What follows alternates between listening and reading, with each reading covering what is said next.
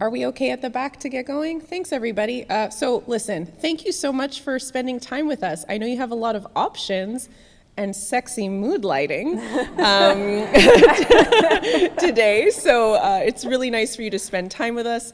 My name is Toussaint. You already know I'm from Montreal. A little bit about me. I work at Shopify. I am a senior program manager for diversity in engineering. What does that mean? We need diversity everywhere. Why is it just in engineering? Well, we do have a diversity and belonging team globally with Shopify. I managed to sneak in to be a part of a very new and tiny team called DINE, so diversity in engineering. It was better than die, so I added the N in there. We have two main focuses. The first one is to attract top talent, and specifically attracting top talent that come from gender minority groups, as well as racialized communities or underserved communities, whatever terminology you're using these days, and at the same time to decrease attrition of those same communities, so the retention aspect. So we get you in, how are we going to keep you? A little background, I've worked in recruitment for over 10 years. I've done a lot of DEI or diversity, equity, and inclusion training. I love speaking to lovely humans and non-humans, however you roll. And I'm really excited to be here today. This is a little panel chat with some new friends I've made. I will let them introduce themselves. We'll start with Stephanie. Hi, I'm Stephanie Minn. My pronouns are she, her. I'm based in Chicago. I'm a developer at Thoughtbot and an active member of WNB.RB, a community for women and non-binary Rubyists.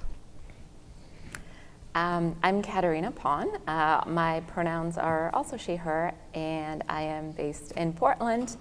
I have spent, my entire career has been in development, primarily front-end development, but I'm part of the faculty at Portland State University right now. Thank you. I'm so happy to have you with us today. My pronouns are also she, her. Thank you for reminding me. So I've got a few questions that I'm going to ask my lovely panelists. We'll leave room for questions as well, even though we've got just a tiny bit of time together. So first, we've had a lot of conversations, the three of us together, but from what you've seen and heard, what are some of the reasons women, non-binary folks leave tech spaces, in your opinion, and from what you've seen? Yeah, I can start this one off. From what I've seen and heard from a lot of my friends and just like personal experience, psychological safety is a really big one for us, and feeling safe and having people we trust in our workplace environment. And yeah, having that culture of commitment to making it a space for everyone, and that means, inclusive meetings and inclusive code reviews, and just making sure that, we are holding folks accountable to making that space safe for everyone. Separately, another thing that I've noticed is women and non-binary folks missing out on technical opportunities, being pushed to doing work that's might take more emotional labor and utilize those soft skills. So being pushed into management when they might not be ready. And yeah, not being invested as technically as other people. Caterina, what about you? Yeah, absolutely. And it just occurred to me that I didn't do my full introduction. I also help lead an organization here in Portland, Women Who Code. So I also have, I can share some stories from some of our many members as well. To answer the question specifically, I think it can be so many different things that make it really tough to stay in tech. But many of the things that Stephanie mentioned, but I will also add that specifically when you are, not sort of given the same opportunities in terms of like project scope, in terms of responsibility, when you don't feel like you're getting promoted sort of maybe at the same rate that other people might be, when you don't feel like your work is being valued in the same way that other folks' work is being valued. And I don't necessarily think that, or I'll say that we're lucky with tech because you have the opportunity to switch to other companies, but sometimes it may be that it's sort of like that same story from company to company. And you know, you're not finding that manager and that team that's, you know, helping you thrive in tech. And, you know, after a while, it just makes sense to leave. And then I know that in our chat ahead of this panel, we also talked a little bit about motherhood and how that can also be incredibly difficult. And there's been studies done on this in terms of, you know, mothers and sort of how the pay decreases once they have a child versus how for fathers you sort of are able to stay on that same, you know, salary projection over time. And I think related to that, this is in the Ladies Get Paid book. I don't know if you've read it, but there's a lot of interesting information on there related to motherhood. This thing called the Motherhood Tax, which is mothers who have their pay decreases by 4% per child they have. And with fathers, it's sort of like a fatherhood bonus where their salary typically increases by 4%. And so I think when you put all of that together, you know, there's a lot of reasons where people don't feel like supported within the environment they're at, and they end up leaving. Yeah, because I imagine, and I'm not a parent, well, unless you count LeVar Burton, but I don't. He's fine. You know, coming back to work after maternity leave, or we'll call it parental leave, right? Coming back and maybe not having a thoughtful lead or manager who doesn't really recognize some of the flexibility you may require, or coming back and feeling like you're starting over almost, even though, well, you haven't lost your knowledge, you just might need to get right back into it. So it's about kind of being inclusive, and that kind of leads me into the next question. You know, what are our needs? You know, how can companies, so it's leads, colleagues, non-marginalized folks, prioritize those needs? You know, in other words, the inclusive ways that makes us want to stay. What are some of the things that come to mind to make it feel better? You want to start, Caterina? We'll switch it up a little? Sure. I mean, you know, I think, you know, like Stephanie mentioned, you know, feeling like you're part of a good work environment is, you know, the first step. But I think there's also, you know, various things that Maya is probably doing in her role in terms of putting together specific initiatives to make sure we're, you know, taking a look at sort of like how people are paid, how people are promoted, sort of like how can people sort of like submit issues that are happening at work. Do those get addressed, or, you know, is that something that like doesn't get addressed? What happens if, you know, you're part of a team where it's really not a good environment for you?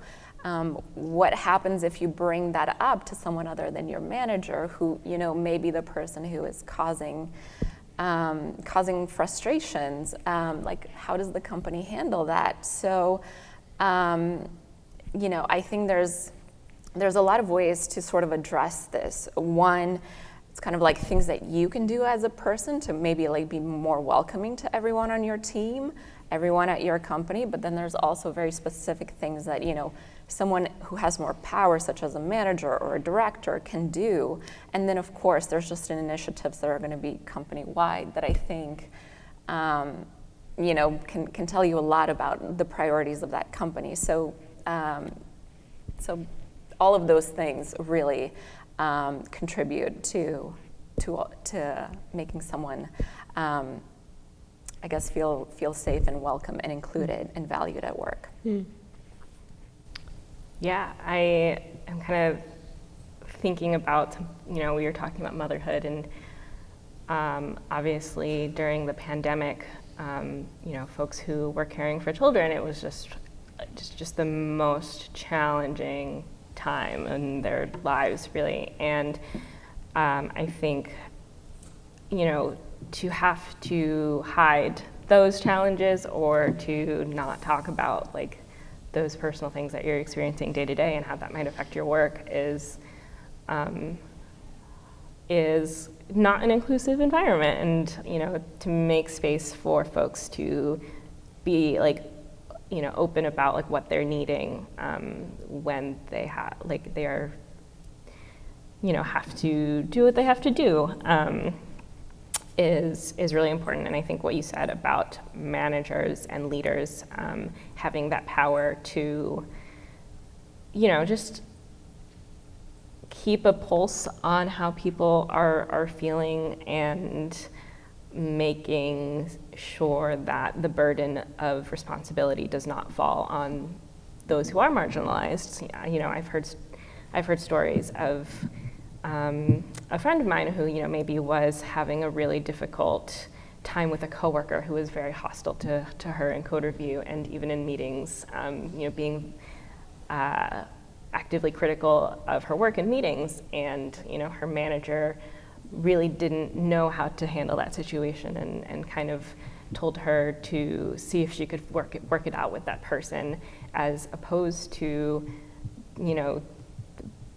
using that authority to maybe better encourage and hold people accountable to those, inclusive meeting and code review guidelines, to coaching that person and trying to, just spread the importance and value of,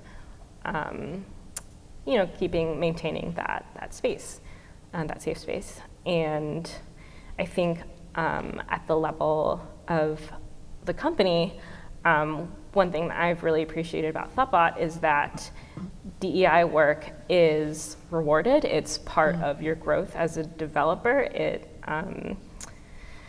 You have to commit yourself to this work to make an impact at the company, and that looks like participating in the DEI Council. There's a rotating membership on the council, and that encourages folks, even just developers, designers, people on the business side to participate and make an impact on the rest of the company. That is felt, and it makes it feel important, and not just the work that falls on folks who are the ones most impacted by it. So those are a few things that come to mind for me. You've made me think of a few things, Stephanie, when we were just talking, and you as well, Caterina. So it's important to note that DEI work is everybody's job. It's not just HR's job. It's not just talent's job. It's every single person in the company's job, in the world's job. But I'm not going to get into that. What's nice, what I can say in terms of the work that we're doing at Shopify. You mentioned, Caterina, kind of through some of the programs, or maybe it's HR strategies, et cetera. Having leadership really, talk the talk and, walk the walk and all those good things. We have a CTO who at every opportunity talks about how important diversity is, and what I love about what he mentions is he's kind of beyond the proving that it's good for business. We should know that now, we're kind of a few years into it. If you do a Google search, you can find all the percentages you need. So he's kind of beyond the talking about the benefits, but he will for those who maybe need to hear it. Kind of like, look, your outcomes are better, your teams perform better, you're going to make more money as an organization if you have different types of people in the workplace. And so it's just all of our jobs to have to make sure everybody feels good and feels included. And some of the things, and I mention it just in case it's helpful, some of the things we're looking at from a diversity and inclusion program perspective, partnerships is one. That's pretty straightforward. Are we partnering with different communities? So going where the people are, not just assuming Black people, lesbians are going to apply to us because, hey, we're this great company. It's let's go where the folks are, where the communities are, show that we are invested in learning about, working with, including these folks, and kind of remembering, well, your end user, your customers are so diverse, so we should be as well, so that we make better products and everything. Partnerships. And then on the retention side, I mean, that's a tougher one, right? And a lot of people talk about diversity, equity, inclusion, and belonging. And that belonging piece, what does that mean? Because I can feel included, and maybe I don't feel I belong. Like, it's a pretty personal thing. It's that idea that you can, be your full self, be your 100% true self. And then there'll be some folks who argue, well, I don't think I ever would want to be 100% my true self at work. Like, that's like a different thing. Anyway, I'm going on and on. So when we think about being the only, and I want to reference, yes, we've talked about, women, non-binary folks, like in terms of, let's say gender minority, everything we're talking about can be leveraged for the different communities that are historically ignored, historically marginalized, underserved, underrepresented. I am a woman, but I'm a Black woman. I am a queer Black woman. Like I'm thinking of all the different ways that intersectionality and how inclusion just matters for everybody. So when we think about being the only, sometimes you're the only, and take that however you will, of a particular group, team, department, company, even. What are some of the ways to access community or find the support that you need if you don't have it in your immediate space? And I'm going to kind of steal some of these ideas, and I would love to hear from you if there's some things that you're also doing, because I also see it parallel to 100% remote work. I'm an extrovert. I am struggling with being 100% remote. I miss people. So getting the community that I need, maybe outside of the norms, would love to hear kind of how we can do that. And then I'll legit want to hear if you have comments around that, and also questions that we can sneak in and play off of. Who wants to take that one first? I can. Sorry about that. I can take that. But before I answer it, I also wanted to go back to something that Stephanie said, the code reviews. So I've got to share some data about a specific research paper that was done on code reviews, and specifically unnecessary code reviews.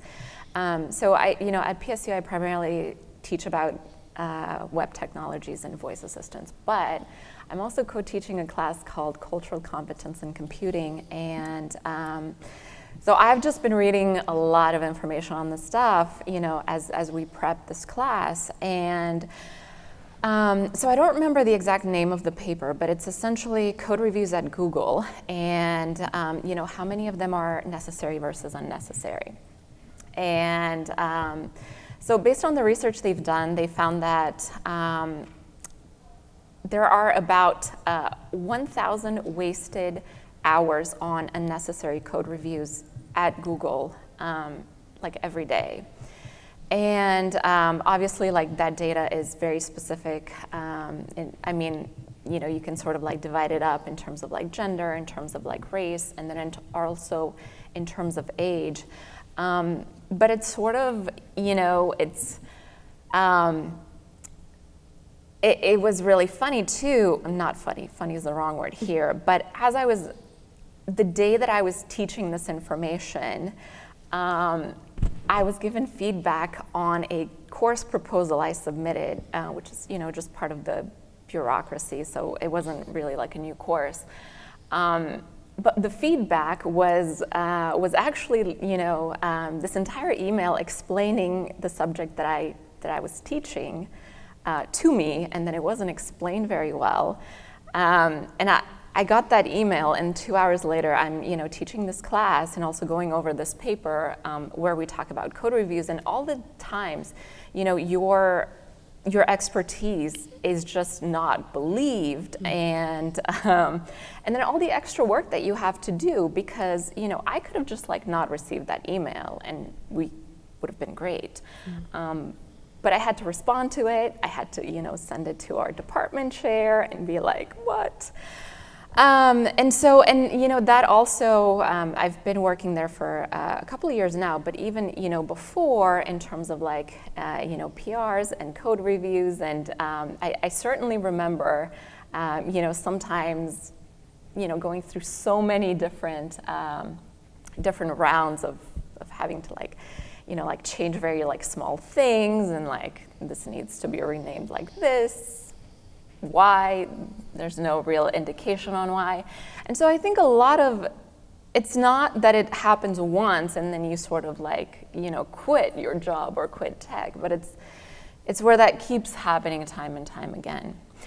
And I am gonna link this to your question in terms of okay, so how do you address this? And I think for me, the best way that I've been able to is really establishing a solid support network. And we're always told of having mentors and having sponsors, but I also found that a lot of times it's really about building a support group of friends and people that you can go to for those small things that happen that absolutely derail you a certain day, and you just feel it's just important to address it with someone else, and it's important to get feedback on am I crazy, or is this just, or is this inappropriate? Is this a toxic environment? Because I think sometimes if you're not able to recognize that, you might, you might have to be dealing with it, and it kind of too much exposure to that ultimately, leads to things like burnout, and leads to things like needing to just be done with tech. And so, I would say that support group. I know for me, the first 3 jobs that I've had in tech, I was the only developer, or the only woman developer on the team. I didn't think that affected me at all, but in retrospect, I think I would have preferred to have worked on different teams at the start of my career. Yeah, I feel like I was very hesitant and didn't know how to get involved in the Ruby and Rails communities. Prior to joining WNB, I hadn't even really thought about going to conferences. I'm just I don't know, I'm just learning this technology. How do I there's a community. And yeah, seeing Emily and Gemma, the co-organizers of WNB, just promoting this thing, and they were yeah, we're having our first event. It'll be virtual, and I was just oh, okay, maybe I'll go to this thing and check it out. And then it has really grown a lot since then. I think they maybe had 50 people show up at the first meetup, where they gave a platform for women and non-binary speakers to give 20-minute talks and just learn from each other. And then since then, they've organized different things that the community needs. In fact, it's not even always them organizing within the group. They are so encouraging of people to start whatever they feel like they're needing, interview prep groups, CFP working groups. That was one I joined when I submitted a talk to RubyConf last year. Book clubs, and it's truly, I feel very empowered to start whatever thing I'm noticing that I'm needing, or just kind of ask around and be like, hey, like, would you be interested in this thing? And I actually asked Emily, how they even got the idea to start WNB. And she was just like, oh yeah, Gemma slid into my DMs. And so for folks who are feeling, that like, I'm not really sure if this thing exists yet, or I can't quite find it, we're all here this week. Like, this is a great opportunity to meet someone, just to turn around to them and be like, hey, I've certainly been trying to make eye contact with everyone I meet here, and just be like, how do I start a conversation with you? So yeah, when I think about finding community, just like being open to it, open to receiving it, open to reaching out. At least I personally know that I would love for anyone to come up to me and just start a conversation, or even now just say like, oh, I saw you on this panel. So yeah, that actually was very off the cuff there, but like thinking about how much more involved I've become since joining this community actually brings me a lot of joy. I don't know, hopefully you can kind of tell. Yeah. So that's what I got. I love it. And you've both referenced this without using the word, but representation, and so how important it is, how representation really does matter. There are fewer women, non-binary folks in leadership roles. It's just a fact. Fewer Black people in leadership roles, Asian community, et cetera, et cetera. And so, I've been asked, oh, do you want to be a leader? And it's like, I've managed folks. I love managing people. I don't necessarily want to like, that's not my main goal, but I will definitely take on the opportunity so that we can show that, yes, you can do this, you can be a leader in the community, et cetera. Wanted to see if there were any questions in the few minutes that we had, even comments, or even, wanting to say, Stephanie, let's chat after. Hi. I'm going to repeat the question just in case of the backhand here, but thank you. I can't read your name, but thank you. Alan, thank you. So asking Stephanie, when we're talking about like WNB.RB, for example, how can one be an ally from, let's say, a non-marginalized community? How can you be an ally? How can you help support? I'll let you take that. Yeah, thank you for asking that question. I know for a fact that they are very actively looking for sponsorship. And so, if you're in a leadership position, being able to give money to, fund the things that they do, including purchasing books for our book club for folks who might not be able to be, might not have a learning budget. I know that they, gave away a few conference tickets this week. If you're not in leadership, just like being aware that these organizations exist so that you can point your colleagues to them for folks who might be feeling a little more, wanting more community or wanting to connect with people who look like them. But sponsorship I'm not a co-organizer, but one of the things that we've been talking a lot about is just like how much work that they've been doing to try to expand the stuff that they do, and trust that they will put that money to good use for the community. Did you want to add anything, Caterina, in terms of ways that maybe allies can support Women Who Code, or anything else you're a part of? Sure. Sponsorship. I think every single organization can use more funds in terms of the events that we put together. I think also, I know as an organization we're always looking for speakers, and so sometimes that might be you, but sometimes there might be people presenting, sort of making connections to other people within the industry, other people within your company. Sometimes that can also be, like in terms of, I don't know that we're ever gonna have like in-person events anytime soon as like community organizations. But that can also be hosting at your company and being the person who stays after work to help that specific event happen. I know in the years prior to the pandemic, I know we had a lot of support that way as well. Could do one sneaky last question.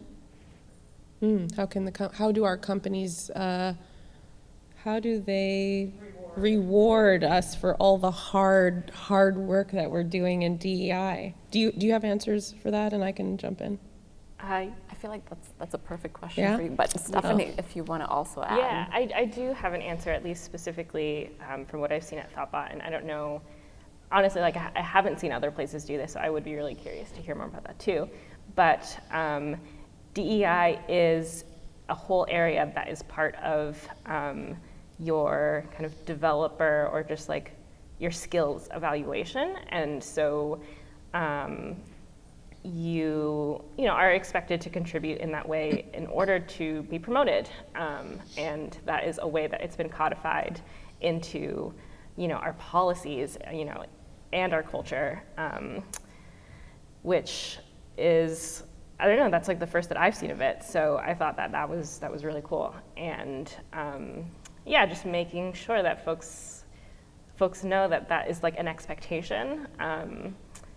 I've seen just the way that we're able to have those conversations more openly because we're all on the same page that this is an expectation. So. That is rare, and that is awesome that your company does that. Other ways to kind of reward folks for it. The people who are doing the work, let's say leadership of the employee resource group. So let's say, women at Shopify, the Black at Shopify, LGBTQ communities, et cetera. They are, hopefully I'm allowed to tell you, they're given a budget to be able to do some of the things they want to do for the community internally, being able to get together as a team. Again, we're 100% remote, so it is a big deal to be able to all meet in one place and spend time together to think about what you want to do in terms of, let's say, belonging campaigns for the year, being able to attend conferences, et cetera, that are related to the community. Those are some of the ways that folks are being rewarded. And then there's just the little side piece, which is just genuine nourishment. I'll speak for myself, and feeling really good about seeing the impact and having people tell the stories has been quite rewarding. Don't want to take up too much of your time. Lunch is opening up in 5 minutes. Thank you so much for spending time with us today. I'm happy to connect on LinkedIn. I'm not going to speak for them, but please, thank you so much. Again, stay hydrated, be wonderful, and thank you.